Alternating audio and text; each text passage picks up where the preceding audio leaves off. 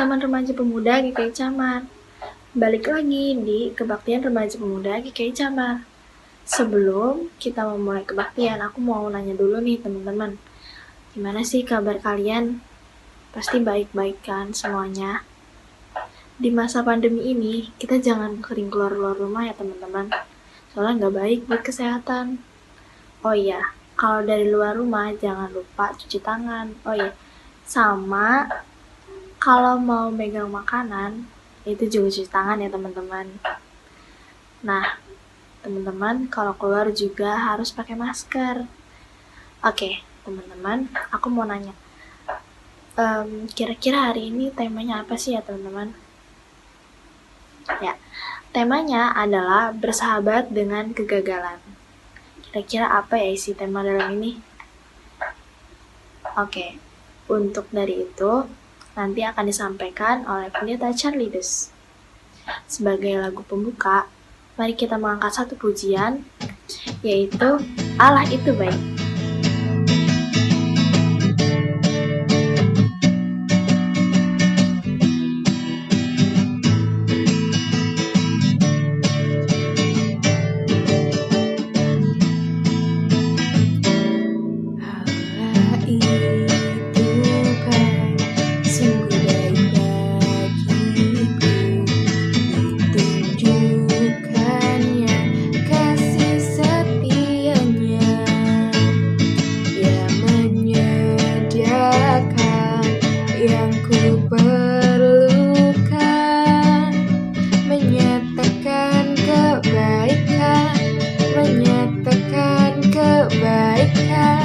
Menyatakan kebaikannya padaku,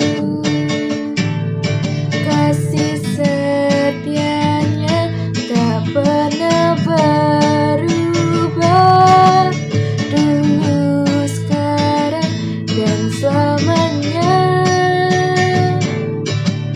Ajablah kuasa dalam namanya, Yesusku luar biasa, kasih setianya tak pernah berubah, dulu, sekarang, dan selamanya. Ajablah kuasa dalam namanya, Yesusku luar biasa. Rekan-rekan remaja dan pemuda yang terkasih dalam Tuhan, mari kita tabiskan ibadah kita pada hari ini dengan sebuah pengakuan bahwa ibadah ini berlangsung di dalam nama Allah Bapa, Anak, dan Roh Kudus. Amin. Tuhan beserta saudara. Teman-teman semua, 1 minggu telah kita lewati. Banyak hal-hal yang kita lalui. Hal-hal baik, hal-hal buruk, hal-hal yang tidak menyenangkan di hati Tuhan, yang membuat Tuhan Yesus kecewa, Tuhan Yesus sedih kepada kita. Maka dari itu, aku mengundang teman-teman untuk berdoa secara pribadi terlebih dahulu.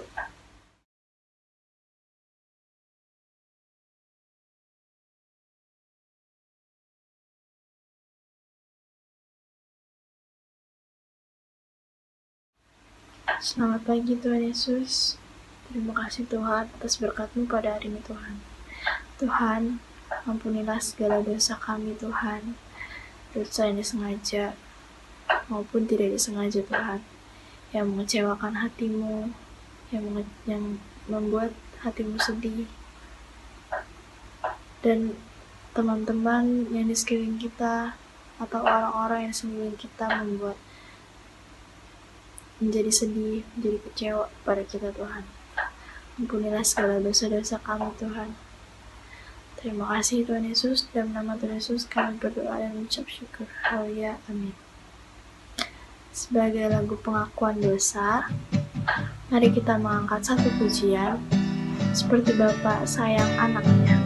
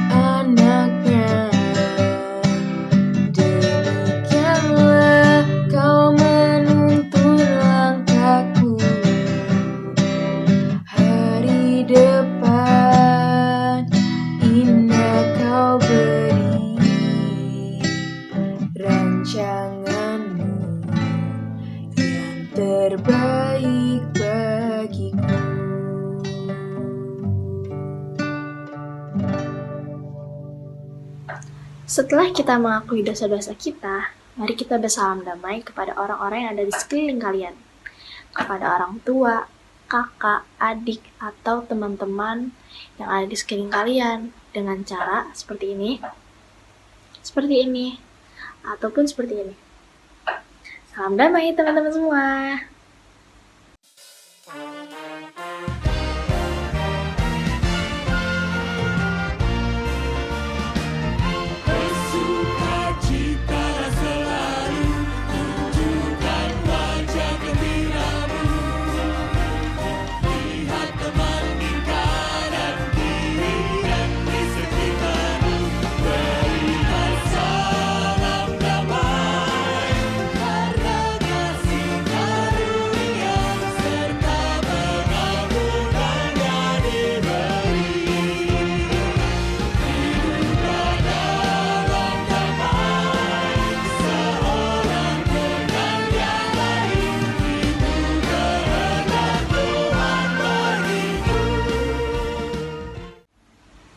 Nah, teman-teman semua, sebentar lagi kita akan memasuki firman.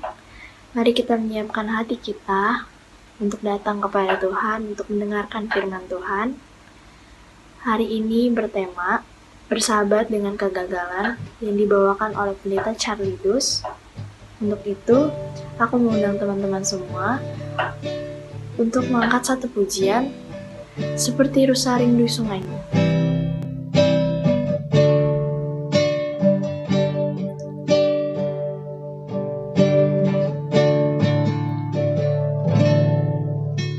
Seperti rusa rindu sungaimu, jiwaku rindu Engkau.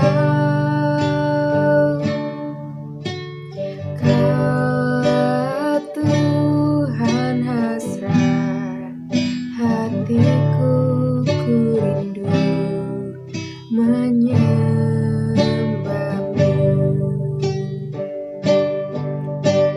Engkau kekuatan dan perisaiku, kepadamu rohku berserah.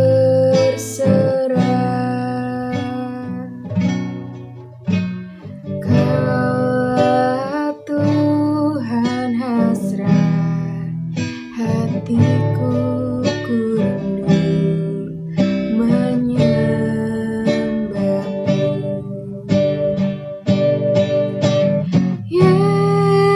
Yesus, Yesus, Kau berarti bagiku. Yesus, Yesus, Kau segalanya bagiku. Rekan-rekan, mari kita bersatu di dalam doa untuk memohon pimpinan Tuhan di dalam kita membaca, merenungkan, serta melakukan firman Tuhan. Kita berdoa. Bapa di dalam surga, sebentar lagi kami akan membaca dan mendengarkan dan serta merenungkan bagian dari firman Tuhan pada hari ini. Beri kami tuntunan hikmat Tuhan di dalam pimpinan Roh Kudus, supaya dengan pemahaman dan bahasa yang sederhana kami juga dimampukan untuk dapat melakukannya di dalam keseharian kami. Ini doa dan syukur kami Bapa, di dalam nama Tuhan Yesus kami sambut firman-Mu. Amin. Teman-teman sekalian, bacaan firman Tuhan pada hari ini terambil dari bagian Kejadian pasal yang ke-26 ayat yang ke-17 sampai dengan 25. Kejadian pasal 26 ayat 17 sampai dengan 25. Firman Tuhan mengatakan demikian. Jadi pergilah Ishak dari situ, dan berkemahlah ia di lembah Gerar, dan ia menetap di situ. Kemudian Ishak menggali kembali sumur-sumur yang digali dalam zaman Abraham ayahnya, dan yang telah ditutup oleh orang Filistin sesudah Abraham mati. Disebutkannya lah nama sumur-sumur itu menurut nama-nama yang telah diberikan oleh ayahnya. Ketika hamba-hamba Ishak menggali di lembah itu, mereka mendapati di situ mata air yang berbual-bual airnya. Lalu bertengkarlah para gembala Gerar dengan para gembala Ishak.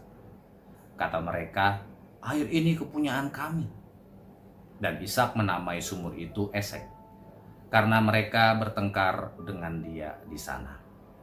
Kemudian mereka menggali sumur lain, dan mereka bertengkar juga tentang itu. Maka Ishak menamai sumur itu Sitna. Ia berpindah dari situ dan menggali sumur yang lain lagi, tetapi tentang sumur ini mereka tidak bertengkar.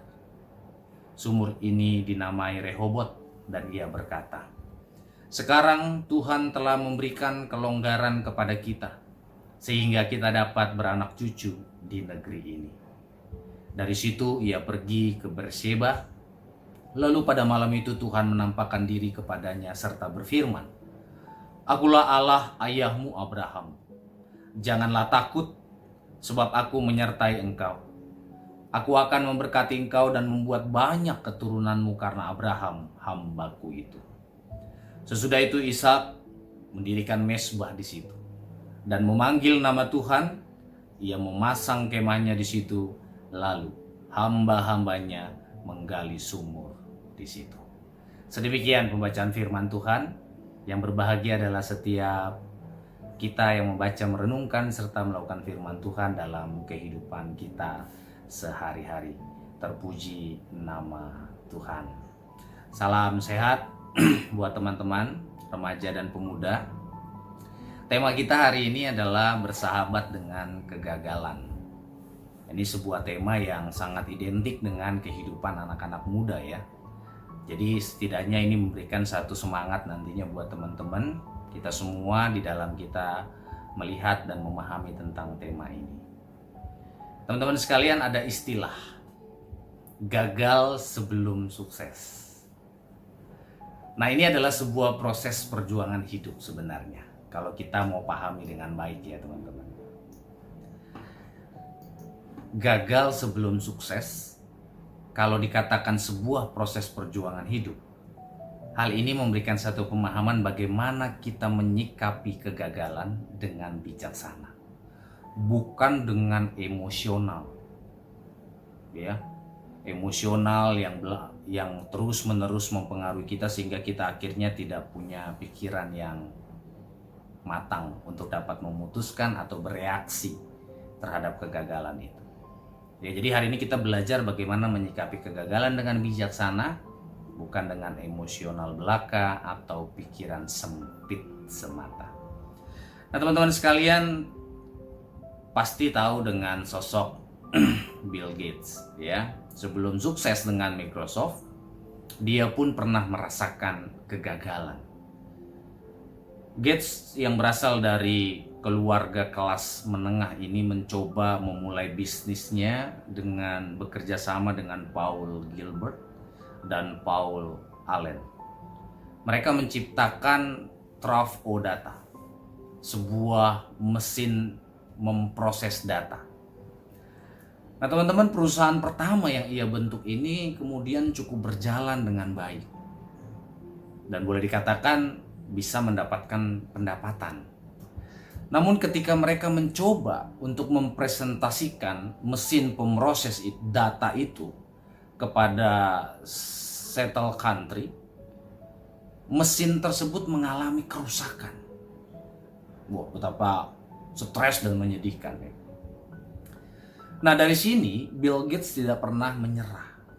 Dan akhirnya kini bersama-sama partnernya tersebut, ia telah berhasil menciptakan Microsoft yang manfaatnya dirasakan oleh hampir semua orang di dunia ini. Nah teman-teman sekalian, ada dua sisi dalam kehidupan manusia. Ini kita perhatikan baik-baik. Dua sisi itu apa? Yang pertama, ketika sukses, hal itu bisa menggiring kepada kesombongan. Dan yang kedua, ketika gagal, hal itu bisa menggiring kepada rasa hancur atau keputusasaan. Misalnya apa, Kak? Misalnya seperti ini. Sedikit populer karena merasa mulai terkenal dengan talenta yang dipunyainya, maka merasa sudah hebat. Dan orang-orang lain, bahkan teman-teman lama, menjadi orang yang dianggap sebelah mata oleh dia. Tidak mau menyapa, maunya disapa, tidak mau mengenal, maunya dikenal.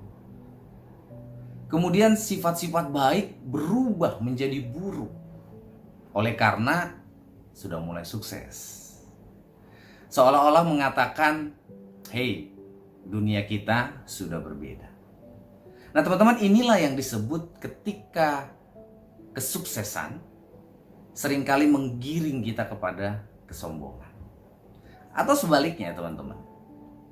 Ketika mengalami kegagalan, nilai hancur, prestasi tidak ada, hubungan percintaan kandas di tengah jalan, dikhianati, maka mulai memahami hidup sudah tidak ada artinya. Untuk apa lagi aku hidup? Sudah tidak ada lagi kelebihan dirinya sendiri. Akhirnya teman-teman, orang-orang seperti ini melakukan tindakan-tindakan anarkis, melakukan kekerasan pada dirinya sendiri, tidak percaya diri lagi, dan merasa tidak ada lagi yang peduli dengan dia. Inilah yang disebut ketika kegagalan seringkali menggiring kepada rasa hancur atau keputusasaan. Nah, teman-teman remaja dan pemuda, ada kalanya seseorang itu berada di posisi atas, atau kita bilang sukses. Seperti apa? Mendadak sukses, bahagia, sehat, dan lainnya. Namun terkadang seseorang tuh berada di posisi bawah, ya, atau gagal misalnya seperti itu. Contohnya apa? Terpuruk dalam hal ekonomi, sakit-sakitan, sedih terus-menerus, menangis, dan sebagainya. Nah, hal-hal semacam ini bisa menimpa siapa saja, termasuk orang-orang percaya. Nah, teman-teman, kalau kita melihat bagian Alkitab yang tadi kita baca, Ishak itu adalah satu-satunya ahli waris, ya, ikatan perjanjian Allah dengan Abraham. Ikatan perjanjian itu diteruskan kepada Yakub. Melalui Yakub lahirlah 12 suku Israel. Meskipun Ishak adalah orang yang diberkati Allah, namun ia juga mengalami kemalangan seperti orang lain. Saat itu terjadi bencana kelaparan di beberapa wilayah, termasuk Gerar. Ishak berniat mengungsi ke tanah Mesir, tetapi Allah mencegahnya dan menyuruh Ishak menetap di Gerar sebagai orang asing. Meski Ishak telah mendapatkan janji Allah, ia tetap merasa takut. Ya, bagaimana Ishak bisa hidup tenang dan aman di tanah orang asing? Kita aja seperti itu, ya. Kita datang ke satu tempat, satu daerah yang belum pernah kita datangin, atau kita asing bagi orang-orang di situ, pasti akan mengalami ketakutan, khawatir. Nah, Ishak mengalami itu, teman-teman. Dan karena itulah ia merasa harus berbohong dengan mengatakan kepada orang Filistin bahwa Ribka adalah saudaranya. Ishak takut kalau orang-orang tersebut akan membunuhnya apabila ia mengatakan Ribka sebagai istrinya. Mungkin kita melihat Ishak cerdik, namun terlihat ia sungguh pengecut.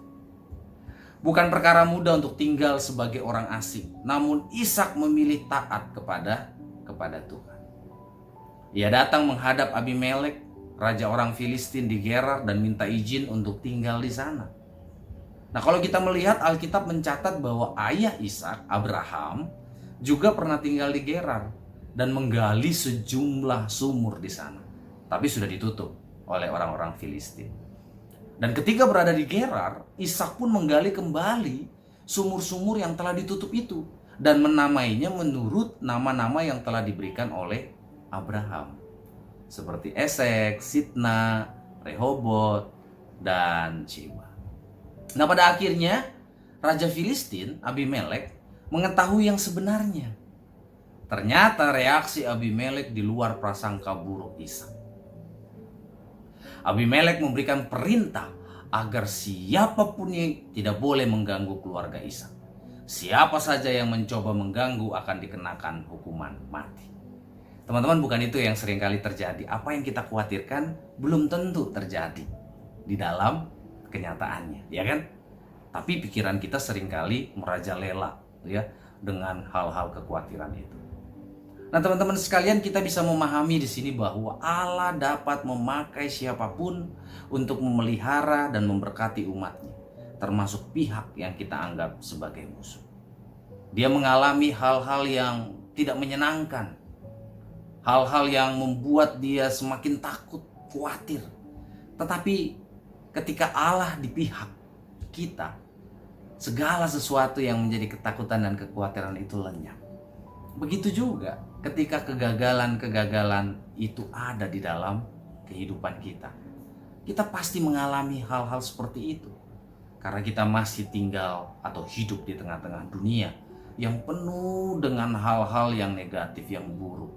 Entah itu perkataan, perbuatan, mungkin kita pernah dicaci maki, mungkin kita pernah gak diterima di komunitas, mungkin kita pernah melakukan kesalahan. Itu hal-hal yang menyangkut tentang kegagalan, hal yang sedih, hal yang membuat kita seringkali menangis. Mungkin kita menyukai seseorang tetapi kita ditolak. Mungkin kita menginginkan kita bisa dekat dengan teman kita tetapi kita tidak diterima. Atau mungkin kita mengatakan saya tidak berprestasi. Teman-teman, jangan hanya terkurung di dalam kondisi seperti itu. Ketika kita hanya terpuruk dan kalah terhadap kegagalan, sesungguhnya kita tidak lagi bisa melihat Tuhan merancang apa di dalam kehidupan kita. Karena rancangan Tuhan itu di luar kemampuan kita berpikir. Rancangan Tuhan itu di luar rancangan kita. Artinya apa? Melebihi apa yang kita rancangkan di dalam kehidupan kita. Itu makanya ketika segala sesuatu yang menyangkut kehidupan sebagai anak-anak muda, mari kita kuatkan iman percaya yang paling kuat. Fondasinya. Supaya kita bisa mampu, bisa bangkit untuk dapat melihat bahwa kegagalan itu adalah satu proses kehidupan untuk kita diperkenankan Tuhan mencapai sebuah kesuksesan. Sehingga kalau kita mungkin tidak mengalami hal-hal yang menyedihkan, yang membuat kita sering menangis oleh karena hal-hal yang tidak menyenangkan itu terjadi terus-menerus dalam hidup kita, mari kita perbaiki, mari kita perbaharui diri kita supaya benar-benar kita hanya melihat Kristus. Nah, teman-teman, ada sebuah pengalaman dari seorang anak muda Indonesia yang mengalami kegagalan untuk dapat berprestasi, ya kan?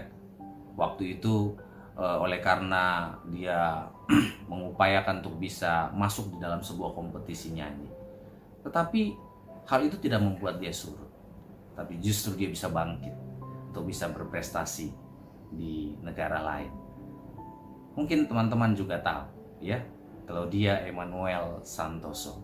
Kita akan coba lihat apa yang terjadi di dalam kehidupan dia.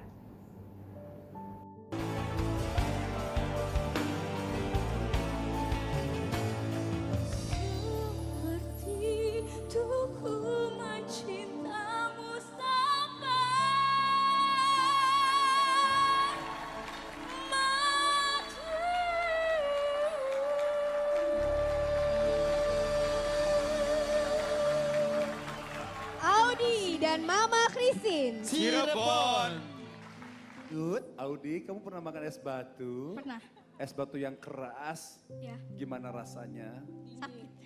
Keras nggak? Iya, keras. Keras ya. Kaku nggak? Iya. Kaku, linu nggak? Jadi kalau kamu merasakan makan es batu yang keras ya, yang kaku, yang dingin, yang linu ya, itu sama perasaan saya waktu saya ngedengar suara kamu tuh seperti itu. Ya, walaupun kamu berusaha untuk mencairkan dengan gaya kamu, apalagi gaya kamu juga terlalu kaku. Ya. Jadi kesimpulannya untuk penampilan Novi bagaimana? Iya, kaku. Kaku ya. ya. Karena kalau seolah-olah kalau saya lihat baju kamu tuh lagunya lebih yang ceria, lebih yang playful. Sedangkan tadi dengan gaya kamu yang dramatis dan segala macam itu kurang masuk dengan bajunya, ya. Ya, hari ini kan mad beat ya, medium. Jadi memang kelihatan Mama dari tadi memperhatikan teknik vokalnya. Ada beberapa bagian yang sedikit masalah breathing aja. Lagu ini memang kayak lagu pop biasa. Jadi kelihatan kamu masih terpaku dengan teknik seriosa kamu. Jadi mungkin kalau menurut saya kamu harus bisa masuk lagi, tahu lagunya seperti apa, harus bisa membedakan sehingga kamu bisa masuk. Tadi udah dibicarakan sama Maira, penafas juga harus diperhatikan juga. Jadi kalau menurut saya kamu harus tahu lagunya dulu, lagunya seperti apa dan cara bernyanyi seperti apa yang cocok untuk membawakan lagu tersebut. Siap, Kak. Oke. Oke. Terima kasih, Kak.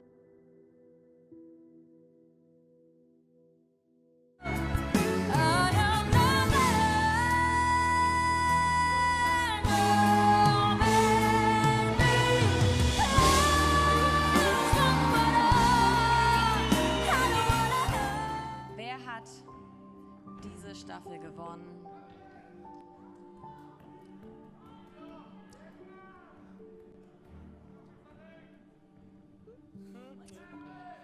Nur einer oder eine kann den Titel heute holen, aber erstmal...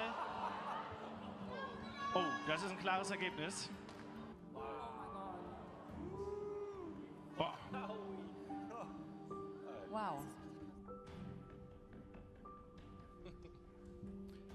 Es sind Freshta, Fidi und Lukas. Alice, für wen haben Sie abgestimmt? Gewinnt zum ersten Mal eine Dame hier bei und The Voice of Germany 2019 heißt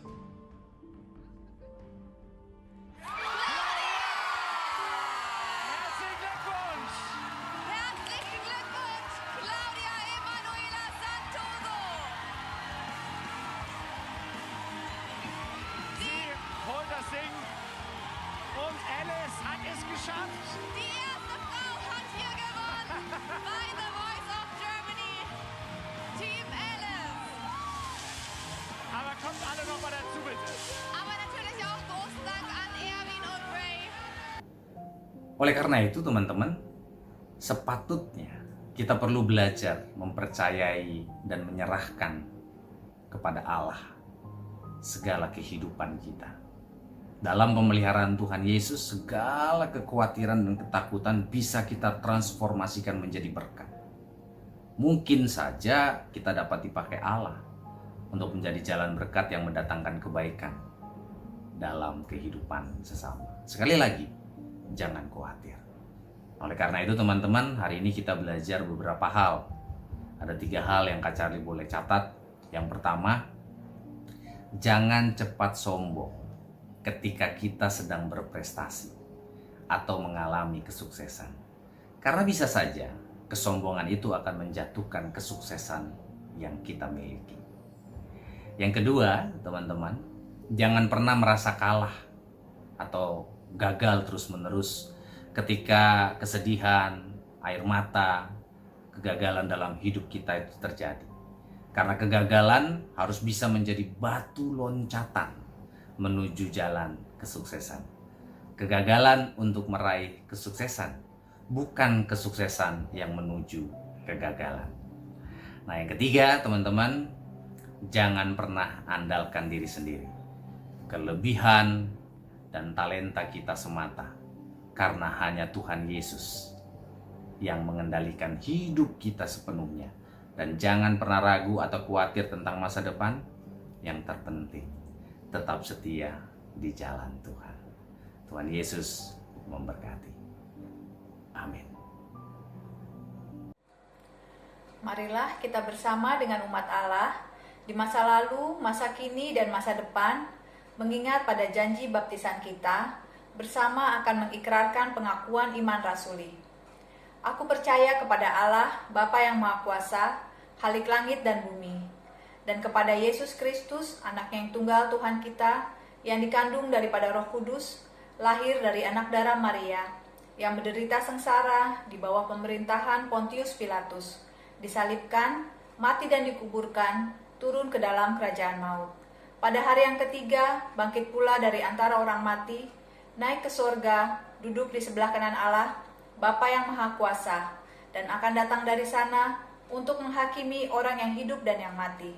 Aku percaya kepada Roh Kudus, gereja yang kudus dan am, persekutuan orang kudus, pengampunan dosa, kebangkitan orang mati, dan hidup yang kekal.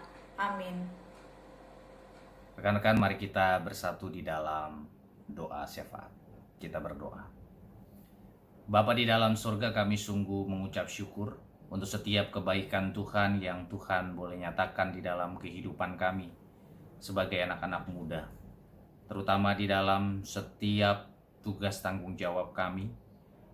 Ketika kami ada di keluarga, Tuhan berkati kami supaya kami boleh menunjukkan sebagai anak yang takut akan Tuhan, yang mampu mengasihi orang tua dan keluarga kami secara utuh, supaya cinta kasih Tuhan sungguh-sungguh boleh juga dirasakan oleh setiap anggota keluarga kami. Berkati kami Tuhan di dalam kami menjalani pendidikan di setiap sekolah yang dimana Tuhan tempatkan kami, di dalam setiap perguruan tinggi di mana Tuhan juga yang mempercayakan kami untuk melanjutkan perkuliahan. Biarlah kami boleh sungguh-sungguh mempergunakan waktu ini dengan baik. Kami mengukir prestasi sekalipun masa pembelajaran jarak jauh. Tapi kami percaya Tuhan, hal itu tidak menutup pintu prestasi untuk kami bisa lakukan yang terbaik. Kami juga berdoa untuk setiap rekan-rekan yang boleh bekerja ataupun meniti karir. Kami percaya Tuhan juga yang boleh berkati kehidupan mereka, supaya mereka pun dapat menunjukkan setiap talenta, kemampuan yang Tuhan sudah percayakan kepada mereka. Dan kami berdoa untuk setiap masa depan mereka, kiranya semuanya boleh tetap ada di dalam rancangan Tuhan. Kami berdoa untuk setiap teman-teman kami yang mungkin sedang sakit, yang sedang memiliki pergumulan, yang undur iman. Pakai setiap kami Bapa untuk dapat menjangkau mereka, supaya mereka kembali ke dalam persekutuan, supaya mereka dikuatkan, supaya sungguh-sungguh mereka boleh melewati setiap pergumulan itu. Kami berdoa juga Tuhan untuk pelayanan Komisi Remaja dan Komisi Pemuda. Berkati kepengurusan, berkati juga penatua pembina yang boleh bersama-sama bersehati untuk dapat mengembangkan pelayanan di Komisi Remaja dan Komisi Pemuda. Kami tetap percaya Tuhan yang akan tolong, Tuhan yang akan berkati setiap kegiatan, supaya boleh memberikan pertumbuhan iman di dalam setiap diri anak-anak muda. Kami berdoa untuk gerejamu, kiranya Tuhan yang boleh tetap pakai GKI Camar di dalam menjadi saluran berkat di tengah-tengah setiap pelayanan, baik secara internal dan juga di tengah masyarakat. Dan kami berdoa untuk Indonesia di tengah-tengah berbagai kondisi pergumulan, bencana alam, segala sesuatu yang bernilai kedukaan dan juga ancaman-ancaman yang terjadi. Kami berdoa untuk keamanan dan kedamaian Indonesia, supaya Tuhan juga bekerja lewat pemerintah dan lewat setiap anak-anak Tuhan, setiap masyarakat yang juga boleh bersahati untuk menjaga keutuhan Indonesia. Kami berdoa untuk masa pandemi, kiranya boleh tetap bisa dikendalikan dengan baik dan juga pandemi boleh berakhir, supaya segala harapan dan keinginan cita-cita kami pun boleh dapat terwujud di dalam kasih Tuhan.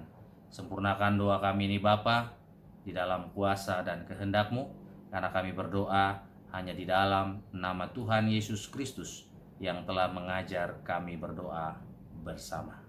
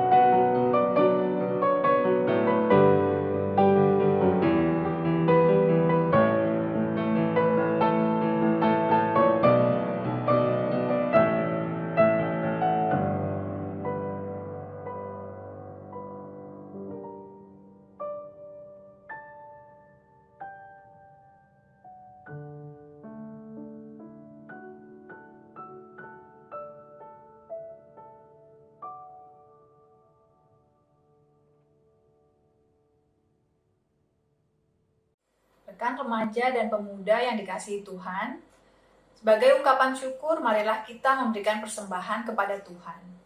Nas persembahan diambil dari Kolose 3 ayat yang ke-17. Demikian bunyinya. Dan segala sesuatu yang kamu lakukan dengan perkataan atau perbuatan, lakukanlah semuanya itu dalam nama Tuhan Yesus, sambil mengucap syukur oleh Dia kepada Allah Bapa kita.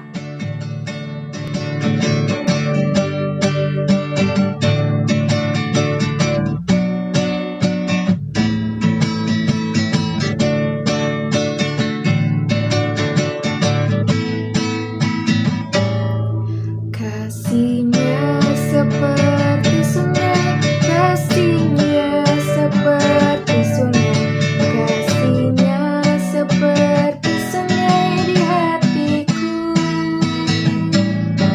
mengalir di waktu hujan, mengalir di waktu panas, kasihnya seperti sungai di hatiku.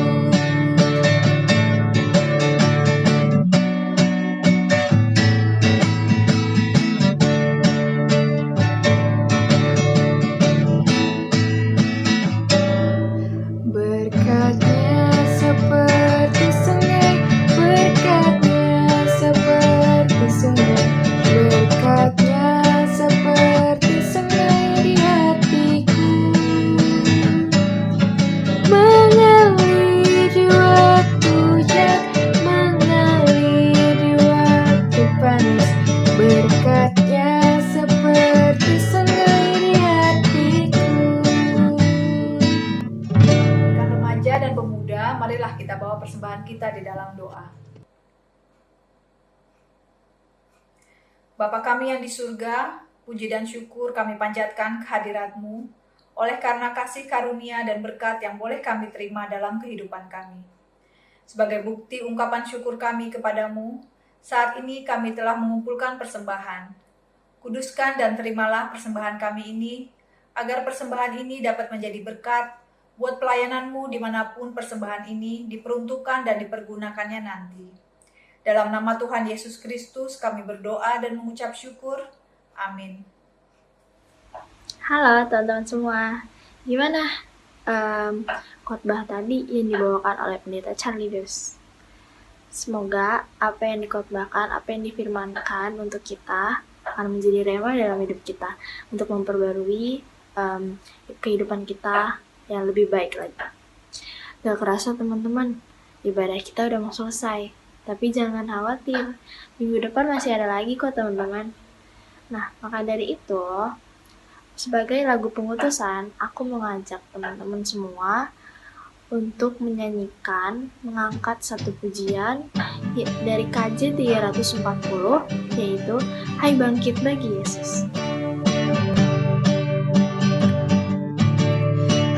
Hai bangkit bagi Yesus, pahlawan salibnya, ajukan panci raja dan jangan menyerah.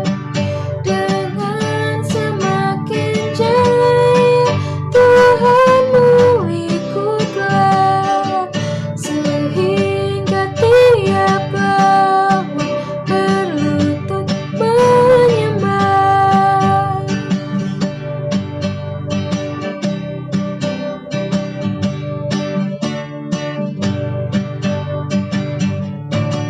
Hai bangkit bagi Yesus, dengar panggilannya, hadapilah tantangan, harinya inilah. Biar tak terbelah, pasukan kuasa gelap, semakin berbahaya, semakin kau tegak. Saudara-saudara, arahkanlah hatimu kepada Tuhan. Jadilah saksi Kristus. Terpujilah Tuhan.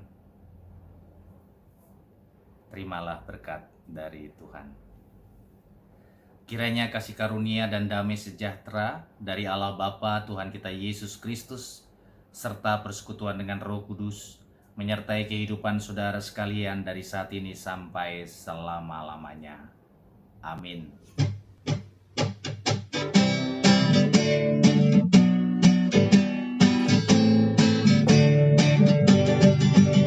Kita harus membawa berita pada dunia dalam gelap tentang kebenaran dan kasih dan damai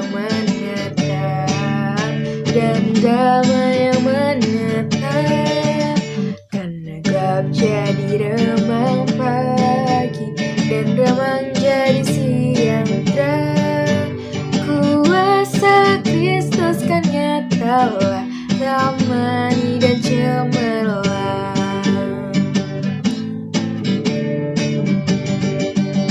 Kita harus bersaksi di dunia tentang kuasa darah kudus.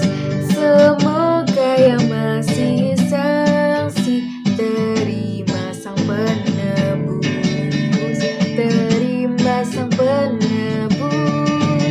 karena gelap jadi remang pagi dan remang jadi siang terang. Kuasa Kristus kan nyatalah, ramani dan cemerlang. Oke teman-teman, kebaktian remaja pemuda GKI Camat ini udah selesai nih teman-teman. Tapi jangan khawatir ya, minggu depan masih ada lagi kok teman-teman. Stay tune terus ya. Oh iya, aku mau berterima kasih banyak-banyak buat teman-teman yang udah meluangkan waktu untuk Tuhan, untuk kebaktian di remaja pemuda GKI Camat ini. Dan aku juga berterima kasih buat kakak-kakak editor dan teman-teman pelayanan semua. Selamat hari Minggu teman-teman semua. God bless you. Bye-bye. Sampai jumpa minggu depan.